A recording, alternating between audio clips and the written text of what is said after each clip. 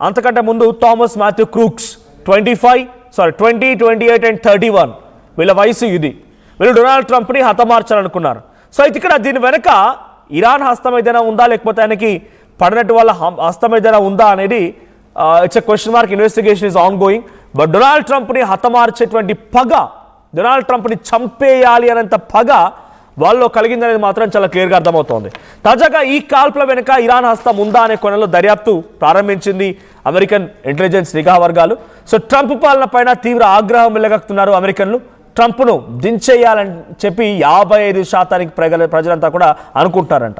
ఇరాన్పై Trump ఏకపక్షంగా సాగిస్తున్నటువంటి యుద్ధాన్ని వ్యతిరేకిస్తూ 66% పైగా ప్రజలు యుద్ధం పేరుతో వృధా ఖర్చు చేస్తుందని ఆగ్రహం వెలుగక్కుతున్నారంట. ఇక ఏప్రిల్ 10-14 మధ్యలో సర్వే నిర్వహించారు. ఈ సర్వేలో 1514 మంది అభిప్రాయాలు సేకరిస్తే దాంట్లో 66% హీ షుడ్ బి ఇంపీచ్డ్, ఆ స్థానం నుంచి, ఆ కుర్చీలో నుంచి ఈ అహంకారాన్ని పక్కన పెట్టాలని రకంగా అనుకుంటున్నారంట.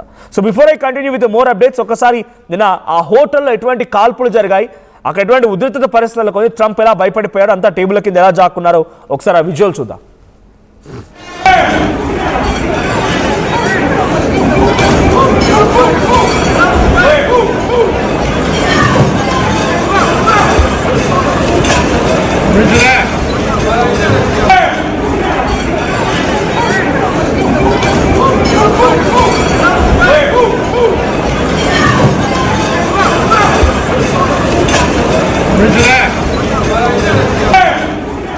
ట్వంటీ 2024 రెండు సార్లు 2026లో రీసెంట్ నిన్న జరిగింది. ఒక హిల్టన్ హోటల్లో చాలా దారుణంగా అక్కడికి ఎంట్రీ ఇచ్చిన ఒక వ్యక్తి డైరెక్ట్గా ట్రంప్ను టార్గెట్ చేయబోయాడు. అలర్ట్ అయిన సిబ్బంది జేడీ వ్యాన్స్ని అక్కడి నుంచి తరలించారు, ట్రంప్ని అక్కడి నుంచి తరలించారు. విత్ నో షార్ట్ టైం అక్కడ ఉన్నటువంటి అక్యూజ్డ్ పర్సన్ కోల్ థామస్ అలెన్ని కూడా అదుపులోకి తీసుకున్నారు. సో గతంలో 2024 సెప్టెంబర్ 13 గోల్ఫ్ ఆడుతుండగా ఇంకొక సంఘటన, అక్కడ కూడా ఇదే మాదిరిగా ఓ ఇన్సిడెంట్, ట్రంప్ను టార్గెట్ చేస్తూ ఓ వ్యక్తి కాల్చబోయాడు, చంపేయబోయాడు. జూలై 13, 2024 ఎలక్షన్ క్యాంపెయిన్ ర్యాలీలో డైరెక్ట్ అటాక్ చేస్తే చెవు పక్క నుంచి బుల్లెట్ దూసుకువెళ్ళింది, చెవుకి గాయమైంది. సో ఈ వరుస ఇన్సిడెంట్లు డొనాల్డ్ ట్రంప్ పైన ఆగ్రహాన్ని గురి చేస్తున్నాయి. సో నేను చెప్తున్నటువంటి ఈ లేటెస్ట్ న్యూస్లో ఇంకొక బిగ్గెస్ట్ ఇన్ఫర్మేషన్ ఏంటంటే, ట్రంప్ పరిపాలన పైన అక్కడ లోకల్గా ఒక సర్వే జరిగింది అమెరికన్ సిటిజన్స్తో. ఆల్మోస్ట్ ఆల్ సుమారుగా శాంపిల్ కలెక్షన్ ఎంత అంటే సుమారుగా 1514 మందిని శాంపిల్ కలెక్ట్ చేసి దాంట్లో 66% డొనాల్డ్ ట్రంప్ని తొలగించాలనే స్థానం నుంచి ఆయన అహంకారి రోడ్లపైకి చూడండి, రోడ్లపైకి వచ్చి ట్రంప్కు వ్యతిరేకంగా ఏ రకంగా నినాదాలు కొనసాగుతున్నాయో నేను మీకు ఫుల్ విజువల్ చూపించే ప్రయత్నం చేస్తాను. సో రోడ్లపైకి వచ్చి నినాదాలు చేసిన విజువల్ చూస్తున్నారు. Donald Trump go back, no Kings అనేటువంటి ఒక బోర్డు ప్లకార్డ్ని పట్టుకొని వారంతా ఆందోళన వ్యక్తం చేస్తున్నారు. California, Florida, Washington DC, New York, ఎక్కడ చూసినా నినాదాలు కొనసాగుతూనే ఉన్నాయి. సో ఒకసారి విజువల్ చూపిస్తాను మీకు అది. సో ఆ 4th విజువల్ మీరు గమనించండి. డొనాల్డ్ ట్రంప్కి వ్యతిరేకంగా నో కింగ్స్ అనే పేరిట వాళ్ళంతా ర్యాలీ చేస్తున్నారు. డొనాల్డ్ ట్రంప్కి అగేన్స్ట్గా వారంతా నినాదాలు చేస్తున్నారు. ఆయన ఆ స్థానం నుంచి వెళ్ళిపోవాలని చెప్పి ఆందోళన వ్యక్తం చేస్తున్నారు.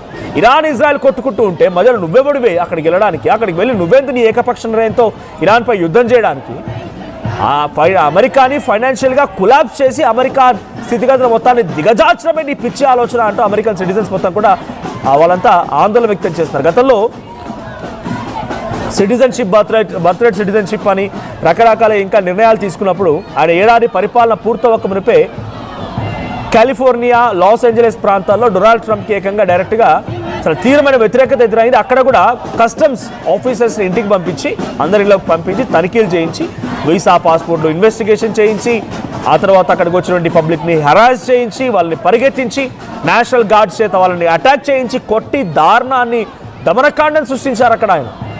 ఒకటా రెండా వరుసగా. తర్వాత వెనిజువేలాపై అటాక్, వెనిజువేలా ప్రధాని కిడ్నాప్ చేయడం, గ్రీన్లాండ్ని స్వాధీనపరచుకోవడం, ఇరాన్ పైన ఈ రకమైన యుద్ధాలకు పిలుపునివ్వడం, ఇలా ప్రతి సంఘటన కూడా కొంత భయభ్రాంతులకు గురి చేస్తోంది. డొనాల్డ్ ట్రంప్ మూలంగా అమెరికా యొక్క గౌరవ ప్రతిష్టతలు పూర్తిగా దెబ్బతింటున్నాయని అమెరికా సిటిజన్లు భావించి అమెరికాపై డొనాల్డ్ ట్రంప్ని చంపేంత కోపంతో డొనాల్డ్ ట్రంప్ని హతమారుస్తేందుకు ప్రయత్నం చేస్తూ చాలా ఎత్తుగడలకి, ప్లాన్స్కి తెరలేపుతున్నారు. సో డొనాల్డ్ ట్రంప్ని చంపడం అమెరికన్ సిటిజన్లకు సంబంధించి వాళ్ళ యొక్క ఆగ్రహం ఈ రకంగా కనబడుతూ ఉంటే మీరేమనుకో, డొనాల్డ్ ట్రంప్ యొక్క చర్యలు మీకెలా అనిపిస్తూ ఉన్నాయి? డొనాల్డ్ ట్రంప్ పైన ఇంతటి దురాలోచన చేయడాన్ని మీరు సపోర్ట్ చేస్తున్నారా?